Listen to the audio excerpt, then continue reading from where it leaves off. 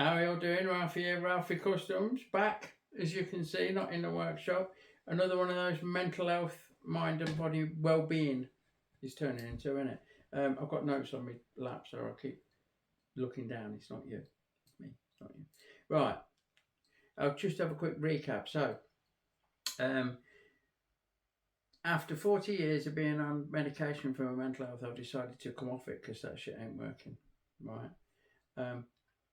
There's more to it. I've got clean of drug addiction and I've beat alcoholism as well, because that's what I've done. And I've kind of used what I've learned from getting clean and dry, and I've used my experience of doing that to help myself get off the Mirtazapine, which is Remeron.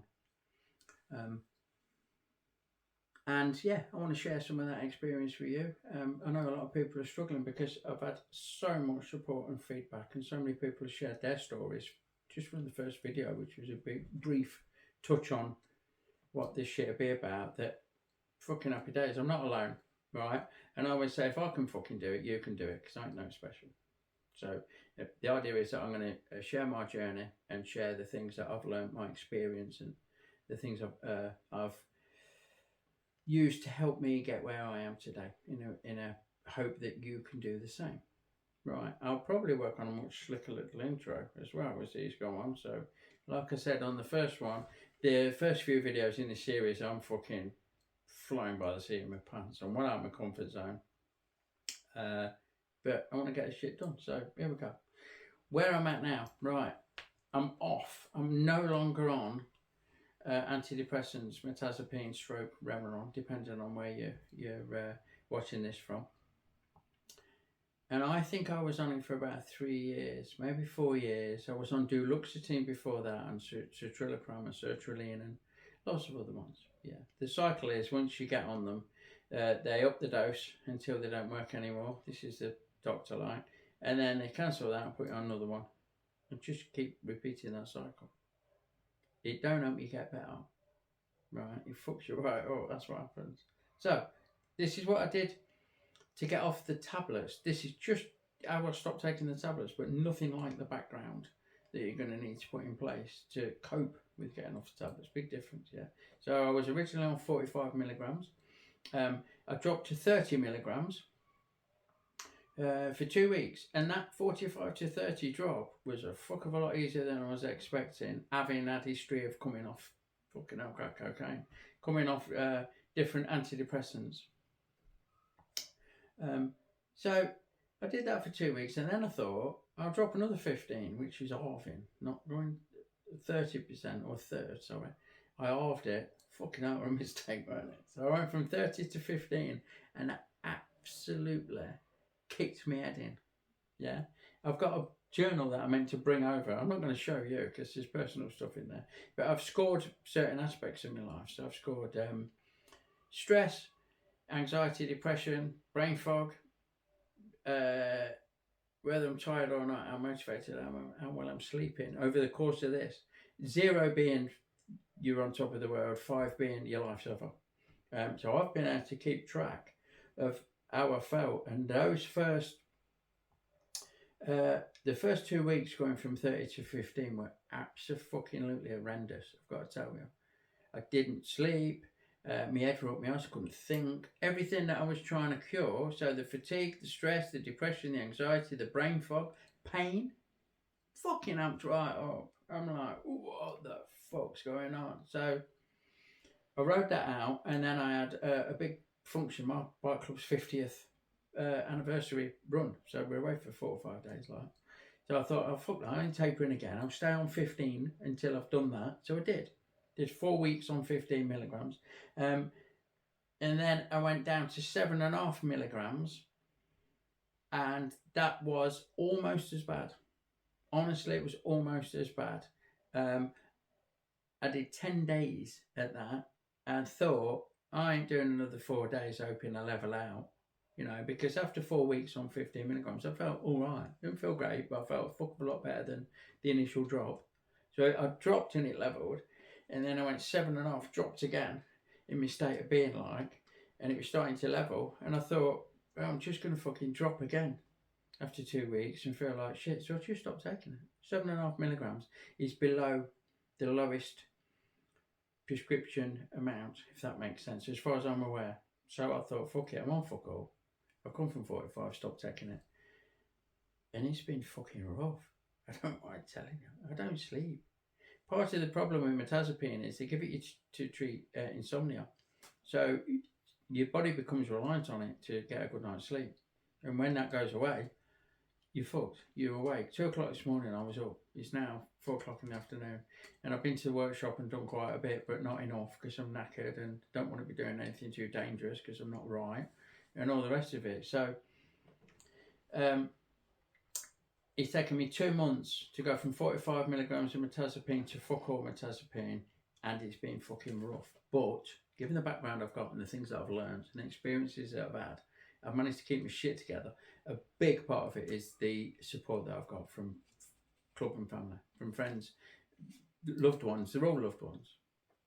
You're going to need that shit if you're doing this, I'm telling you. If you're living on your own in a bedsit, crying in your underpants, drinking a litre of vodka a day like I was at one stage, before Lizzie come and drag me out of it, you'd be fucked doing this. Right. So, let's have a look. I've written down what I've done during withdrawal to help. So, one of the first things I had to do after the 30 milligram to 15 milligram, it was that bad. I started questioning why am I doing it. I can't even remember. I said to Liz, why the fuck am I doing this shit? Why will I put myself through this? So in my book that I'm not showing you, my little journal, I wrote down why I'm doing it. Because I want to feel less pain, anxiety, depression, brain fog, fatigue. I want to feel less of that shit. And this is a major side effect of taking this is what you've got like. So, and I had to remind myself that had to be part of my motivator. Plus, I don't want to be dependent on that shit. Plus, it's really bad for you, and I've been diagnosed with liver disease, so I don't want to be putting extra chemicals through my body that I'm not really fucking benefiting from, if you know what I mean. I'm not talking about bare nature's medicine here. We're talking about fucking strong fucking... If they make you feel like that when you stop taking them, you shouldn't be taking them. So, that's what I did. First of all, and then I kept that record that I've talked about so I could plot how I feel and genuinely assess at the end of the day or the end of the week or whatever my score out of 50, you know. 50 being, it wasn't 50, but you get what I mean, 0 to 5. So out of 50, 50 being, why are you bothering? You fucking hell, you need serious fucking help with this shit. And 0 being, you fucking top of the world, Mark. So I found that really important because you're not in the best state of mind when you're doing this and your mind will fuck with you. The addict, the ego, however you want to look at it, or say, you're wasting your time, get back on it. Because you don't want you to suffer, that's all. So it looks short-term fix is part of the addiction and reward and all the rest of it, psychology that keeps you trapped in this cycle.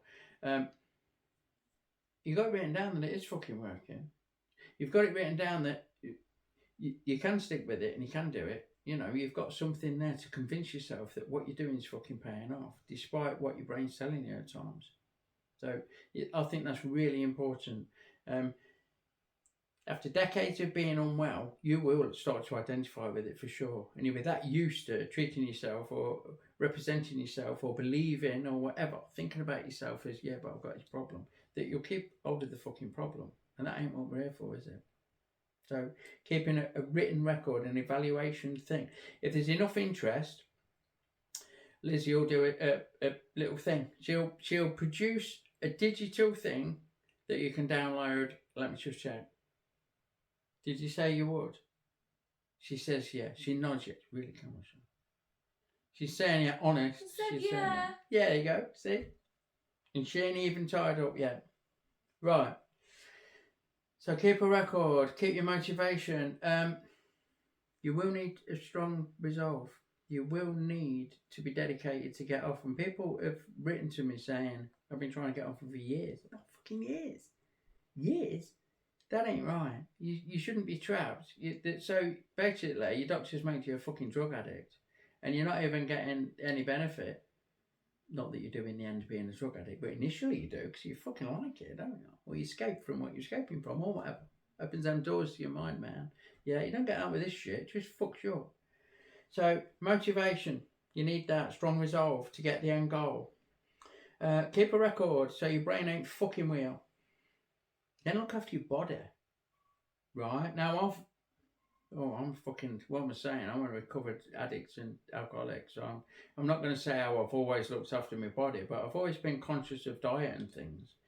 I've not necessarily done the best thing I can, made the best choices, obviously. But I looked, first of all, if you check my first video that I'll forget to link to, but I believe it'll be there for you. Might be there. I'm rubbish at guessing. Part of the impetus for doing this was getting diagnosed with fatty and scarred liver. So I wanted to be fucking healthy. And I started looking at how I'm going to treat this because post-COVID, the National Health Service in the UK is a fucking shit show. You can't get to see your doctor. You can't speak to your doctor. I wasn't even told that I got these problems until I found them on my records 6 months after I've been diagnosed. Nobody told me. So I thought, I'm going to have to help myself here. So I did a fucking deep dive, educating myself all over the internet. Because University of YouTube is our friend. You know, Google Doctor, here we come. So I did all that. It turns out that the best thing for fatty liver is obviously stop drinking. But of all the things I found, the one that appeals to me most is a ketogenic lifestyle. So I'll try and link in the description to the doctors and the places that I use for my reference to embrace the ketogenic lifestyle. I'm not going to preach about that in this video, but I'm really happy to share my experience with that. I've lost 1.5 stone in 2 months. It's not even 2 months, 8 weeks or something. My pain's fucking a lot better than it was, and everything else is just everything's falling into place. I'm starting to become alive again. I'm starting to be able to think again. I'm starting to enjoy the life that I've created for myself, like you should. And part of that's coming off the meds, part of it's doing the lifestyle. Yeah, looking after myself properly. And you're really going to need that. You need that foundation of self-care on lots of levels, yeah, in order to get off this shit. It ain't just to stop taking it fucking thing. You'll end up fucking swinging from a fucking rope or going back on it. That's what happens, you know. I was also very kind to myself. I'm allowing myself time to heal. I'm allowing myself time to recover. And the mind's a funny thing, you know. When you're taking a substance that fucks with your mind, when you stop taking the substance, your mind's a bit fucked up, and you need time for that to fucking sort itself out. So you need rest. You need fucking good food. You need hydration. I'm fortunate enough in a position where if I don't want to go to the workshop, I don't feel well enough to go to the workshop. It's not that big of a deal. Yeah. So if you work for someone, expect to take sick leave. Yeah, you won't be good enough to do your fucking job at times, and you'll most certainly need some sofa days and some fucking educating yourself days and reassurance and all the rest of the things that ain't gonna happen when you're at fucking work, mate. So bear that in mind. And yeah, turn to the people that are in your support system. Do not be afraid to ask for help. There's massive strength in asking for, receiving and giving help to people you care about. So fucking embrace it. You know, when I got off the drugs, I literally grasped every shred of help that came my way with both hands and fucking on. That's how I was, and that taught me a valuable lesson when it comes to shit like this. So educate yourself, get help from loved ones, speak to your doctor, work with your healthcare professional, right? But don't let them try and keep you on shit unless there's a real fucking reason. Again, I'm not a doctor, so don't take this as gospel and then stop taking your heart medication and have a fucking coronary. That ain't my back. Don't blame me, right? We're talking about mental health and we're talking about education. We're talking about self-help. But work with your doctor if you can. If he's a wanker, get another doctor. Yeah, there you go. So turn to those careful to support. And I've put,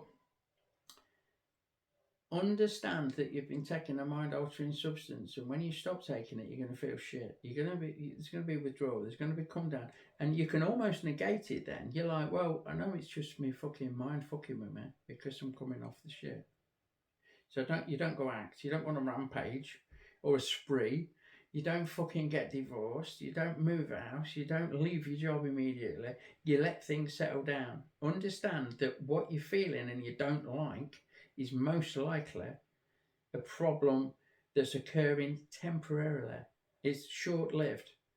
And once you've got over that and you feel better for it, hopefully, then things will get a lot fucking better. So ride it out. Fucking get out and ride it out. Understand that that's going to happen. It's not nothing to be taken lightly, which is why people spend the rest of their lives on them, and it's a £1 billion industry, ain't it? Thanks. Right. So moving forward in these videos, I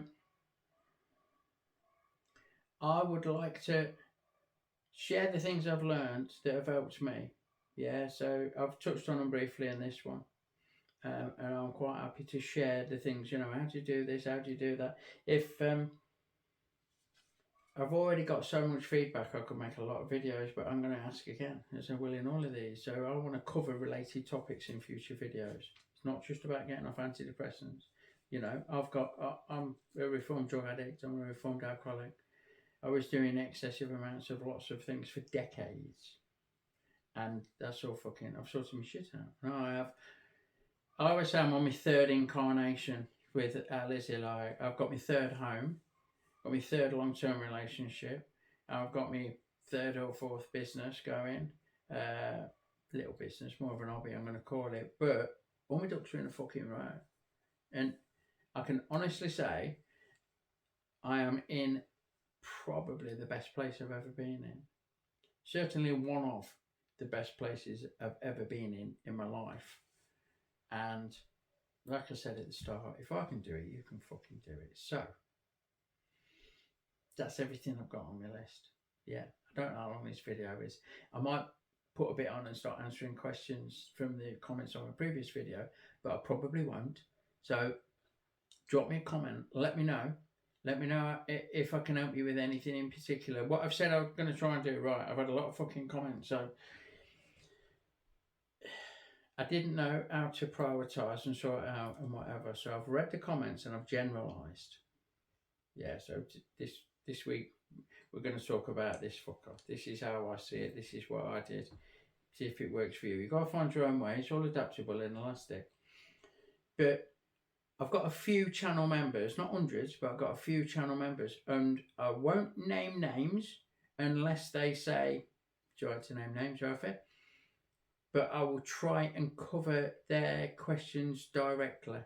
So channel members, drop us a question. I know a lot did, all of you fucking did on the last video, and I've got notes, you know what I mean? So I'll do my best to cover your questions directly, and I'll do general topics for the rest of the videos. We'll see how this goes. I'll work with you, you work with me. Hopefully I'll be able to share some of my experience, learning, the things that I've done to completely turn my fucking life around. And hopefully you won't be in anywhere near as bad a place as I've been, when you're dressed in a pair of shorts in a thunderstorm, bleeding in the rain, in the fetal position, talking to an ambulance because you don't want to live anymore. That ain't a good day. Don't let yourself get there. Yeah, trust me. We'll work together in fucking onwards and upwards, everyone, yeah? It just leaves me, as always, to thank you for watching. If you like what you do, give me a thumbs up. Drop us a comment below if you want to join in. If you're new here, consider giving me a sub. Check out the other stuff I do. It's nothing like this, yeah? I've got a workshop where I build custom motorbikes and do general engineering and fabrication and stuff. So, yeah. And I will see you on the next one. You take care, and big love, everyone.